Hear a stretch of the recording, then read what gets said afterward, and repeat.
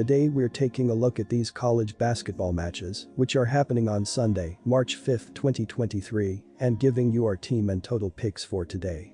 Welcome back to High Stakes. Before we dive into our video, don't forget to subscribe and push that notification bell to get notified as soon as we release these sport prediction videos, and make sure to watch it till the end so you don't miss any of our picks. Also check out our Patreon if you want access our premium picks. Our Patreon is a way for us to help you improve your chances of making more money. You will find the link in description and comments section below. One more thing before we start, check out our new channel High Stakes Props and Parlays, where you can find our player props and parlay picks predictions. You will find the link in the description and comments section below. Nebraska vs Iowa.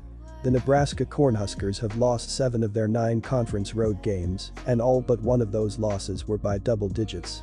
The Iowa Hawkeyes have won 2 games in a row, beating Michigan State, followed by a 90-68 road victory against a good Indiana squad. Furthermore, Iowa is the much better offensive squad. Nebraska is only averaging 106.6 points per 100 possessions, compared to 121.3 points per 100 by Iowa, which marks them third in die. Iowa continues to dazzle offensively and is a guarantee to hit 80. They have scored 80 or more points in 8 straight conference home games. Our team pick is Iowa Hawkeyes minus 10 points. 2 great reasons to take the over. Iowa loves to play fast, and Nebraska has been cashing the over lately. Iowa has the more talented offensive unit in this game, and Murray is a future pro with size who can shoot from the outside. Add in that they have the 4th most efficient offense and the 49th fastest tempo out of 363 teams, and Iowa it makes sense to back the over. Iowa has hit the over in the last 2 games, but Nebraska has hit the over in their last 6 straight games. Nebraska's Tominaga has been scoring way above his average lately and will keep his hot streak going here. Both teams will fill it up in this one. Take the over 152 points. SMU vs Cincinnati. If those numbers weren't already enough to be confident in laying the points with Cincinnati, then maybe the fact that the Bearcats are also 9-1 at TS this year, at TS plus of plus 5.8 after a loss. They are a team that averages 81.8 game at home, and SMU just doesn't have the offense to keep up, the defense to contain, or likely the motivation to care about trying to keep this one close if it gets ugly early. SMU allows 79.5 game on the road themselves, so a repeat of that 54-52 game is just not likely here. Cincinnati's the better team with all the numbers in their favor. There isn't a need to overthink it. Take Cincinnati minus 11.5 points. Landing on the chalky favorite and the over in the final game of the season is never the most comfortable, but it is what I've landed on for this game. SMU has been an over machine all year long at 19-11 OU, and that goes to 8-3 OU out on the road, total plus of plus 4.6. They could very easily get run out of the gym in the first half of this game, and in that case, as long as the scrimmage in the second half isn't too sloppy, we should get enough points to cover this total. Cincinnati has scored 80 plus in 3 of their last 4 at home, owns a 6-4 OU record off a loss, total plus of plus 6.7, and should be the ones with the fresher legs having 2 extra days off. The Bearcats own an 8-4 OU record this year when they've got the rest advantage, and a total plus of plus 6.8 in those games is why I'm comfortable with betting over the total alongside the Bearcats. ATSR total pick is over 146 points. Drexel vs UNCW. I can't see either team creating separation from the other. They both play slow games that are built upon a sturdy defense. The first game was a clear example, as it was decided by 1 point after 2 overtime periods. Offense is harder for Drexel to come by than UNC Wilmington, as is free throw shooting, but not enough for the Seahawks to have a clear edge in the game. Take Drexel to keep it close and cover.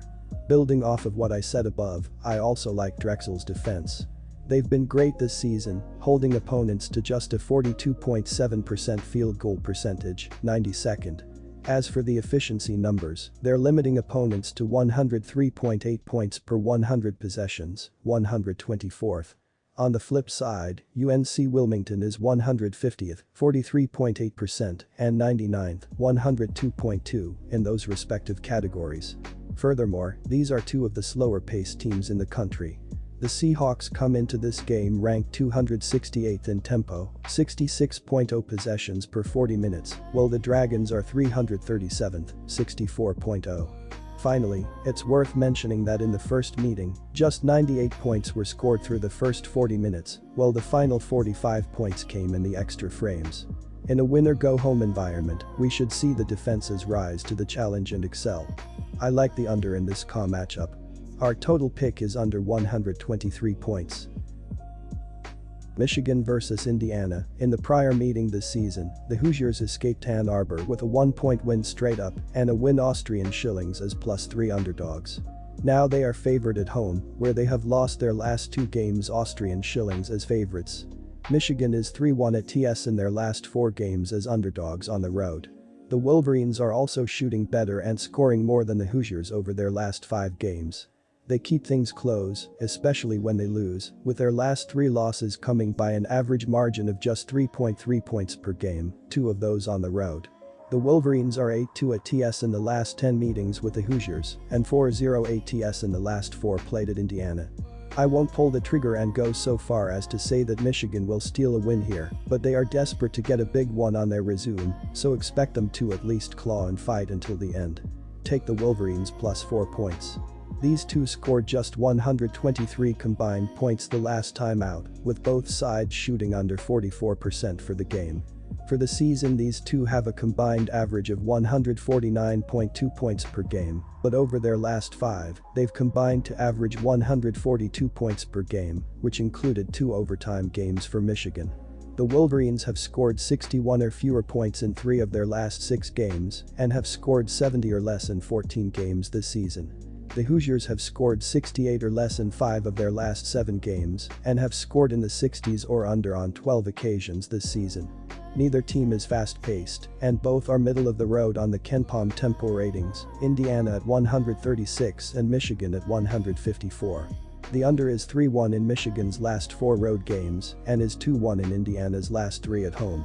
Take the under 143.5 points.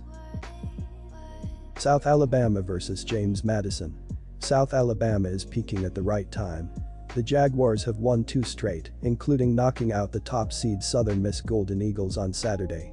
South Alabama used strong shooting and excellent defense that for the second game in a row at the tournament held its opponent to 61 points. 4 players scored in double figures in the Jaguars' victory. South Alabama defeated James Madison in the only meeting between the two this season 63-62 at home, covering the spread as 2.5-point home underdogs. As has been the case most of the season, South Alabama's defense came through once again, holding James Madison to 39% shooting overall and only 16% shooting from behind the 3-point line. Our team pick is South Alabama Jaguars. James Madison held off a late charge by the Troy Trojans to win and move on to the semifinals of the Sun Belt Tournament. James Madison shot 45.3% overall and held Troy to 38.7% shooting. The Dukes out-rebounded Troy 46-35. James Madison was careless with the ball, committing 16 turnovers. Terrence Edwards came off the bench to score 27 points for James Madison, hitting 11 of 13 field goal attempts in each of his 2 3-point attempts. James Madison shot poorly from 3-point territory, making just 5 of 26. On the season, James Madison averaged 81.2 points per game and 46.5% shooting. Our total pick is under. Northwestern vs Rutgers. This is the final game of the regular season, and it could not be more important for both of these teams. Both come in struggling, but really need a win to shore up their tournament chances.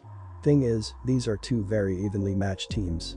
Both play excellent defense, but Rutgers is a little better on the defensive end, particularly at defending the 3.